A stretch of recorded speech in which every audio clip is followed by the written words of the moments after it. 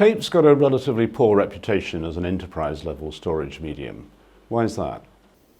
Yeah, the tape industry in the latter half of the 1990s was troublesome, to be quite honest about it. The numerous formats in that period of time, 4mm, 8mm, DAT, DDS, DLT tape, all had a variety of issues that were very troublesome for customers. Edge, stretch, tear, damage.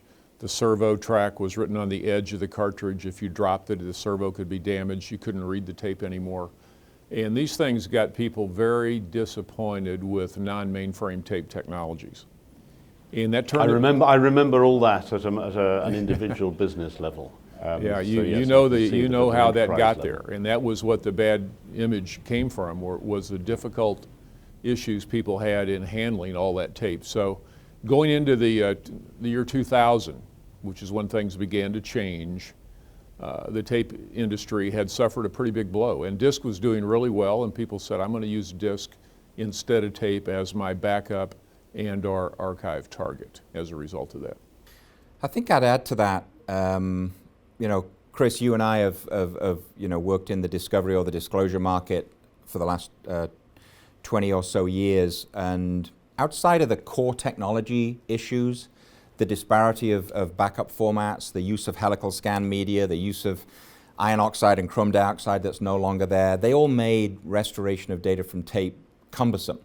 But I think there's each new development seemed great at the time, but gradually got overtaken by others, is what really happened. Yeah, and I think there's another factor as well in that the use of data for legal production, really came in 20 years ago. So if you were an IT department 20 years ago, you were used to a typical budgetary cycle of how much data am I creating, where do I need to put it, how long do I need to keep it, and you had a typical budget cycle type environment within your data center. I think Enron changed all that.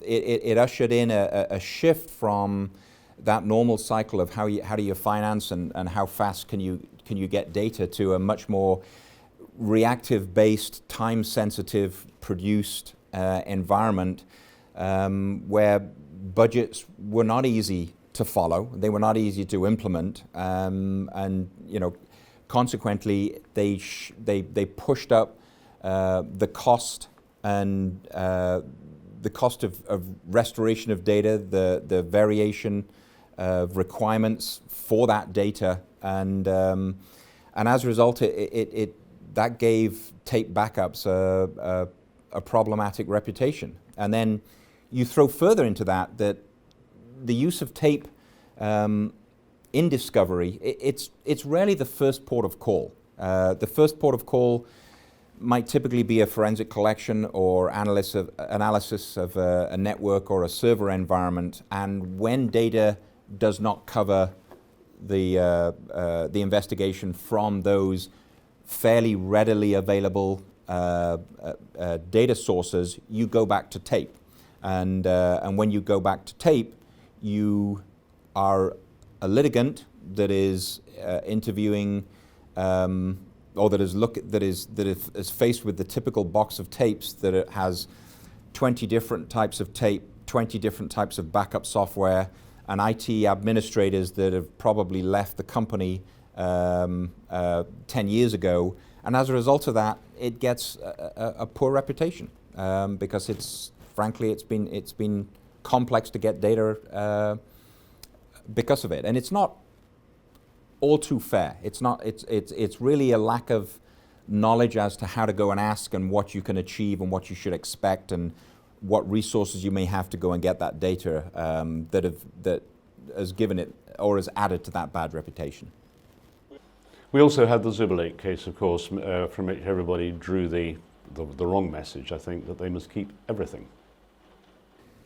Yes, and we have technicians here that actually worked on that. So we remember the time of producing that data, and I think everybody was learning processes at the same time. And the results from that were keep everything. And when you keep everything, you don't necessarily spend too much time on well thought out records management, well thought out classifications and categorizations of data, and consequently, typically the faster and easier it is to back up, the more complex it will be to restore down the road. So much for tape's bad reputation in the past then. Why is that no longer fair? Brendan?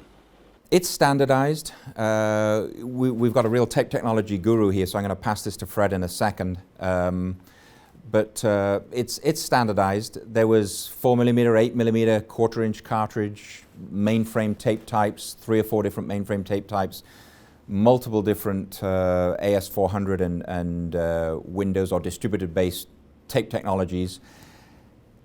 90%, probably 95% of what we see now is LTO. Linear tape open, the open source that came in around 99, I think it was. It's a standardized form factor. There's no more iron oxide, there's no more chrome dioxide particle. It's all metal-based particle that is denser. The latest barium ferrite particles are extremely robust. So in terms of the actual tape format types, it's very much standardized. And that makes it easier for any third-party vendor or data center to be able to, reliably, they know what they're going to get when they get that box of unknown tapes. They largely know what the form factor is going to be. That helps enormously. Backup softwares have somewhat standardized. There's 3 or 4 big players. So we're all used to working with the way that they back up data, and therefore we're used to working with the way to get data off those typical environments. Encryption was a problem probably 8-10 years ago, but third-party devices have more or less disappeared. And encryption methodologies have now standardized on library-based encryption and software-based encryption, and they're somewhat standardized. So when we come across encrypted media, get the key name, get the key phrase, get the handshake with the library, and that's fairly straightforward to deal with. And also use of image-based backups like NDMP, Network Data Management Protocol, where large NAS images are backed up. We now process those NDMP images in a non-native way. That means our software that can receive a tape with an NDMP image, we don't need to rebuild that native environment at all. We can first restore the data, and then we can process the images directly with our piece of software as well. So as a result of that, it's much more robust. It's much more reliable. It's not less technical. It's probably more technical. But we're 20 years experienced in that, and our software engineers have continually created solutions for all the different variants that we've seen. So it's much more reliable these days. Fred, have you got anything to add to that? Yeah, around the year 2000, the tape industry, again, was suffering from a bad image, as we said earlier, and that was sort of the beginning of the tape renaissance. The LTO consortium began operation. It created a standardized format called LTO, Linear Tape Open, and the LTO family of products goal was to do away with all the other various formats for tape that people were just fed up with. So LTO began to borrow from the disk industry many of the key features that disk drives used. As I mentioned, the servo tracks earlier were moved to the middle of the tape, so when you dropped a cartridge, the cartridge was still readable. The tape industry borrowed GMR, giant magneto-resistive heads, from the disk industry to write a much narrower track with a much better signal-to-noise ratio with that. The error recovery techniques on tape, and at that time tape was viewed to be less reliable than disk. The tape industry borrowed PRML, which is a primary response maximum likelihood error recovery technique. It's the best there is still today, and it employed that on tape. And that made the tape more reliable than it was before, and it added quite a bit of robustness to the tape thing. But the big game changer for tape, out of many other capabilities borrowed from disk, was when tape went from metal particle media to barium ferrite. And metal particle media was not oxidized. So until the year 2005, all the tapes made were not oxidized. They had metal particle on that, and if you had a tape that sat on a shelf for 20 years or 15 years, the particles could literally come off. You couldn't read the tape, and that was a huge concern with most all the people that had tape stored on vaults they hadn't used in a long time. Would it be readable? Is all the data still there or whatever? But in 2005, barium ferrite kind of began to appear, and that actually made the tape already oxidized. Barium ferrite is oxidized, so the particles wouldn't fall off, and that's what gave the tape media today, all modern tape technology, a 30-plus media year life on this. So the media has a 30-plus year life on that. It's longer than the drives that underlie that, so the media is going to be in good shape if it does happen to sit on a shelf for a long time. And this is what the tape renaissance was all about, borrowing from disk, new oxidized media, better substrates with that, ruggedized cartridges, intelligent tape libraries, and all of a sudden the tape library had gone through a renaissance, and by 2010 tape was more reliable than disk. It had a higher capacity than disk, a faster raw data rate than disk. It couldn't do random access, which disk can do, and that's a big plus for disk. But tape had made leaps and bounds now to recover its image, and it's not a technology issue today in tape. Tape's technology is absolutely very robust today. That's the good news. The rest of that news is not everybody still knows that, and there's an evangelism effort that the tape industry needs to really embark on to let the world know this. Brendan, we have a new world. We have new privacy regulations like the General Data Protection Regulation and the California Consumer Protection Act, which we've mentioned. How will they affect the treatment of unstructured data backed up to tapes in vaults? So I think I don't think we know yet. I think May 2018 GDPR has been in effect since then. And I think certainly within my circles of discussion, there's reference within GDPR that suggests it does indeed affect backup. And I think we're talking specifically about Article 17 requests, the right for erasure. Well, it's partly that, but it's partly also the right to the data subject access requests, where people in a very short time frame are entitled to know what data you're holding. That doesn't sit well with the historic idea, at least, of tape. Yeah, and it probably doesn't play well with traditional potential solutions for this as well.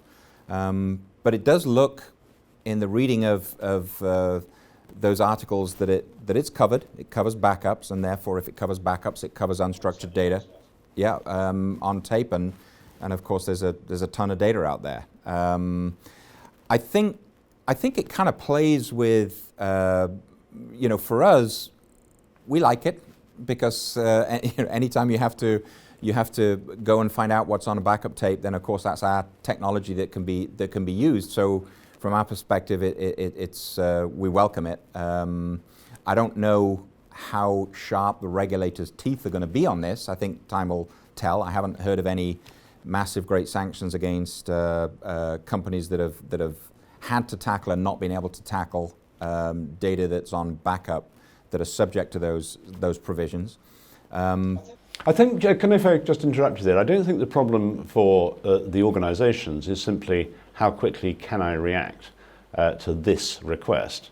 It's more an organizational, preemptive organizational thing of the kind that you seem well placed to deal with. How can I set up my data so that as and when anybody makes a request, I can find if I've got anything? It sets up beautifully for us with the post extraction of intelligence or metadata or backup session level information that resides on currently unstructured tape that is outside of the management of an active piece of backup software. So if you have the backup software and you've got tapes off-site, you can learn about what's on those backup tapes. But as we know, there's huge amounts of data that backup software the license is lapped, the database is no longer active, and you don't have any information about what might be on there. Plus, in addition to that, there's embedded data. So if we're talking about individual people's data. They're likely going to be within a database that's backed up on a piece of media as well. So it's compounded that way.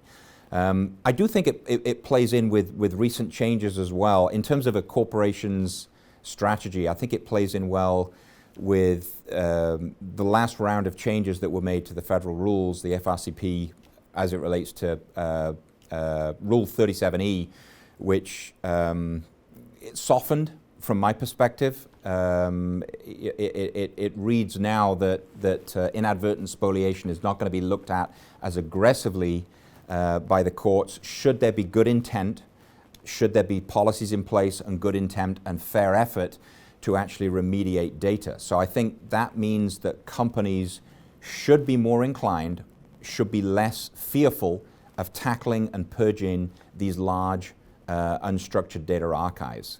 That's the pull, the push of the regulators of shouldn't you proactively go and figure out A, what you have, and figure out B, what you shouldn't have, and tackle those archives as well. And of course the move to take metadata from mountains of unstructured data that's out at offsite storage vaults, figure out what's on there, put that on a database, provide some level of analytics to determine what is there, what isn't there, what do we want to keep, what don't we want to keep.